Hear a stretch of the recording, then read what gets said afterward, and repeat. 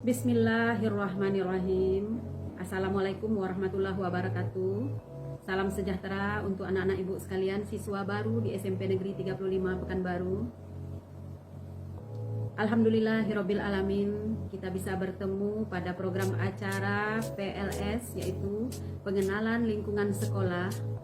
Di sini saya Ibu Murnianti, salah seorang guru bahasa Inggris dan juga sebagai kepala perpustakaan sekolah di SMP Negeri 35 Pekanbaru ini akan memaparkan materi wawasan Wiyata Mandala kepada anak-anak ibu sekalian. Mungkin kata-kata wawasan Wiyata Mandala baru kali ini anak-anak ibu dengar, karena mungkin pada saat di SD kalian belum pernah mendapatkan materi tentang wawasan Wiyata Mandala. Baiklah, ibu akan memberikan definisi dan pengertian daripada wawasan Wiyata Mandala. Wawasan itu berarti suatu pandangan atau sikap yang mendalam terhadap suatu hakikat. Kemudian wiyata itu berarti pendidikan. Mandala itu artinya tempat, naungan, kawasan, ataupun juga lingkungan. Jadi apabila kita gabungkan kata-kata wawasan Wiyata Mandala itu bermakna atau mempunyai pengertian cara pandang atau sikap kita terhadap sekolah yang mengemban misi pendidikan dan pembelajaran. Dalam hal ini, sekolah hendaknya hanya digunakan untuk tujuan pendidikan. Ingat ya anak-anak ibu sekalian, bukan untuk tujuan yang lain. Oleh karena itu, semua pihak yang terlibat dalam dunia pendidikan berkewajiban menciptakan sekolah sebagai wawasan Wiyata Mandala. Tak terkecuali kalian sebagai siswa-siswi baru di sekolah ini. Kalian juga harus memiliki wawasan Wiyata Mandala. Melaksanakan wawasan Wiyata Mandala, kita harus melalui 3 proses. Yang pertama yaitu proses mengetahui. Yang kedua, proses mengenal. Yang ketiga, proses mencintai. Ketiga proses itu berlaku untuk lingkungan fisik dan juga untuk lingkungan sosialnya.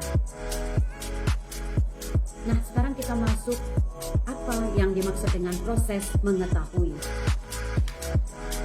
Di dalam proses mengetahui, kamu tentu banyak yang ingin kamu ketahui, hal-hal yang berhubungan dengan sekolah, khususnya yaitu sekolah SMP Negeri 35 ini. Misalnya, kamu ingin mengetahui lokasi SMP Negeri 35. Di mana sih lokasinya? Oh, ternyata SMP Negeri 35 itu berada di Jalan Tengku Bay, kemudian masuk ke sebelah kanan ada Jalan Reformasi 2 dan berada di Kelurahan Air Dingin, Kecamatan Bukit Raya, Pekanbaru. Situlah lokasi SMP Negeri 35 Pekanbaru. Kemudian kamu mungkin juga ingin tahu berapa ya jumlah ruang belajar di SMP Negeri 35 Pekanbaru? Berapa orang ya guru-gurunya? Adakah pustaka di sekolah itu? Atau adakah koperasi, musola, dan lain-lain sebagainya? Itulah beberapa hal yang ingin kalian ketahui di sekolah SMP Negeri 35 Pekanbaru.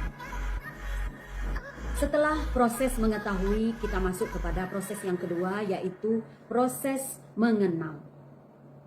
Mengenal yaitu mengetahui lebih jauh atau lebih dalam tentang SMP Negeri 35 Pekanbaru.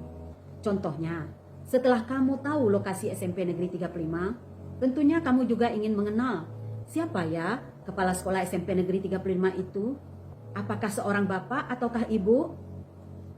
Mungkin juga kamu ingin tahu di mana ya letak perpustakaan sekolah SMP Negeri 35 Pekanbaru, juga musolanya atau kantin dan juga laboratoriumnya, dan apa-apa saja ya ekskul yang ada di SMP Negeri 35 Pekanbaru, apa-apa ya prestasi yang pernah diraih oleh siswa-siswi SMP Negeri 35 Pekanbaru.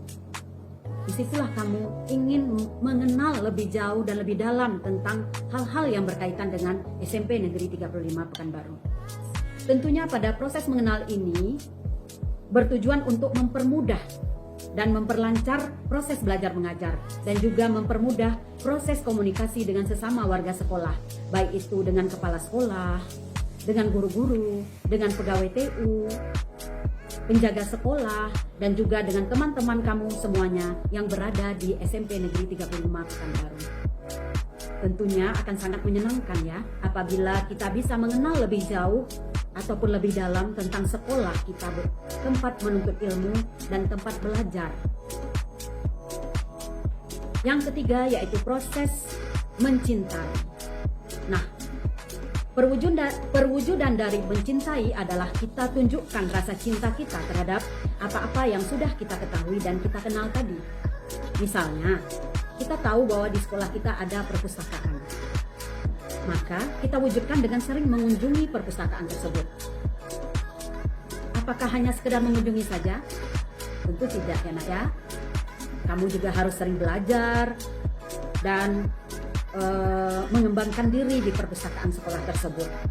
Juga bisa kamu wujudkan dengan menjaga kebersihan perpustakaan tersebut, ataupun juga kamu berperan aktif dalam memajukan perpustakaan sekolah kita. Itulah bentuk kecintaan kamu kepada perpustakaan. Sekarang bagaimana pula mewujudkan cinta kepada guru-guru, yaitu dengan hormat padanya, menjaga nama baiknya, taat pada perintah dan tugas-tugasnya, berkomunikasi dengan baik dengan beliau, karena komunikasi akan memperlancar proses belajar mengajar. Nah, apabila kita melewati 3 proses wawasan Wiyata Mandala tadi, maka saya yakin proses belajar mengajar akan jadi sangat mudah dan menyenangkan. Karena rasa senang harus kalian miliki, barulah tumbuh rasa cinta terhadap sekolah dan semua warga yang berada di lingkungan sekolah tersebut. Pada saat ini tentu kalian belum bisa langsung masuk ke lingkungan sekolah, karena situasinya belum memungkinkan. Kita masih berada dalam situasi pandemi, tapi tentunya nanti kalian akan bertemu dengan guru-guru dan teman-teman secara daring, belajar melalui online setelah proses belajar mengajar nanti kita laksanakan. Nah, itulah 3 proses dalam wawasan Wiyata Mandala. Ibu ulangi sekali lagi ya, yaitu 1. Mengetahui, kemudian mengenal, dan yang ketiga yaitu mencintai lingkungan fisik dan lingkungan sosialnya. Lingkungan fisik bisa kamu lihat dengan mata kepalamu sendiri, yaitu gedung-gedungnya, ruangan yang ada di sekolah tersebut, lingkungannya, itu namanya lingkungan fisik. Bagaimana pula dengan lingkungan sosialnya? Lingkungan sosial bisa kamu lihat dari karakter Bapak Ibu guru, teman-teman semua warga sekolah. Kamu harus memahami karakter ibu guru dan juga teman-temanmu. Jadi kamu bisa menyesuaikan karaktermu dengan karakter guru-gurumu tersebut dan juga teman-teman di sekolah ini. Berikutnya kita masuk kepada komponen wawasan Wiyata Mandala. Yang pertama yaitu kepala sekolah. Kepala sekolah berperan mengatur, menata, dan juga mempunyai wewenang serta tanggung jawab penuh hampir kepada seluruh kegiatan di sekolah. Kemudian guru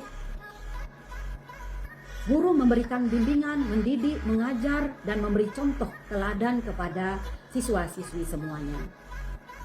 Yang ketiga yaitu murid atau siswa, yaitu kalian semua. Kalian mempunyai peranan sangat penting dalam wawasan Wiyata Mandala. Tugas utama seorang murid atau siswa adalah belajar, meningkatkan ilmu pengetahuan, keterampilan, budi pekerti, spiritual, dan lain-lain sebagainya. Kemudian yang keempat yaitu peran orang tua. Orang tua berperan dalam memberikan dukungan moral maupun material kepada siswa. Antara orang tua dan guru-guru di sekolah harus ada kerjasama yang baik dalam mendidik siswa. Saling pengertian dengan anak-anak dan juga dengan guru-guru di sekolah. Karena tugas mendidik bukan hanya tugas guru di sekolah. Apalagi di masa-masa pandemi sekarang ini, anak-anak lebih banyak berada di rumah bersama orang tua. Namun begitu, harus tetap berkolaborasi dengan guru-guru di sekolah. Kemudian yang kelima yaitu masyarakat sekitar. Seperti RT, RW, berbagai lembaga, puskesmas, Polsek, Babinsa, Babin Kamtipmas, dan lain-lain. Semuanya itu memegang peranan penting terhadap keberhasilan daripada program-program sekolah. Masyarakat akan mendukung program sekolah kita apabila kita bisa berperan aktif dan menunjukkan sikap-sikap dan perilaku baik kita di tengah masyarakat. Nah, itulah tadi 5 komponen wawasan Wiyata Mandala. Sekarang masuklah Ibu kepada kesimpulan. Ada beberapa kesimpulan yang bisa kita tarik daripada wawasan Wiyata Mandala ini. Yang pertama yaitu, sekali lagi Ibu tekankan, sekolah adalah lingkungan belajar, bukan yang lain-lain. Di sekolah adalah tempat siswa belajar, tempat guru mengajar, tempat mendidik, membina, dan mengembangkan kecakapan hidup, kepribadian, tata krama, ilmu pengetahuan dan teknologi, serta nilai-nilai agama. Di sekolah ini nanti kalian semua, kita semua akan memperoleh peningkatan ilmu pengetahuan, budi pekerti, pengalaman, dan kepandaian yang tentunya akan sangat berguna sebagai bekal hidup di masa depan. Semuanya itu kita peroleh dari pendidikan. Belajar juga harus seumur hidup. Dengan kata lain kita sebut dengan belajar sepanjang hayat atau long life education. Ibu doakan kalian nanti akan sukses di masa depan, mencapai cita-cita yang diinginkan. Amin ya robbal alamin. Dalam wawasan Wiyata Mandala tentu ada pula hambatan-hambatan dan rintangan. Hambatan itu ada yang dari dalam diri dan juga ada yang dari luar diri kita. Dari dalam diri kita yaitu rasa malas, rasa tidak tertarik, rasa tidak mau terlibat. Itu yang berada dari dalam diri. Kemudian dari luar diri yaitu pengaruh dari teman-teman dan lingkungan yang akan menyebabkan kamu tidak bersemangat atau tidak tertarik dalam mengikuti proses belajar mengajar yang baik. Dan yang paling sangat berpengaruh adalah dari dalam dirimu sendiri. Kamu sendirilah itu yang tahu bagaimana caranya kamu meningkatkan rasa ingin sukses, ya, yaitu dengan cara memotivasi dirimu dalam kegiatan belajar mengajar. Bagaimana supaya kamu berhasil dan sukses mencapai cita-citamu. Demikianlah paparan wawasan Wiyata Mandala dari Ibu.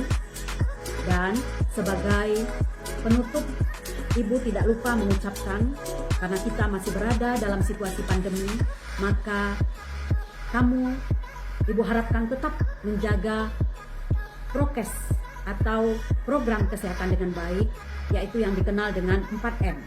Memakai masker, menjaga jarak, mencuci tangan, menjauhi kerumunan. Dan mungkin bisa juga ditambah dengan MM yang lain, yaitu memakan makanan bergizi, melakukan olahraga. Walaupun di rumah kalian juga masih tetap bisa berolahraga ya nak ya. Dan juga melakukan ibadah dan berdoa kepada Tuhan Yang Maha Esa agar pandemi ini segera berakhir sehingga kita bisa melaksanakan proses belajar mengajar secara normal kembali.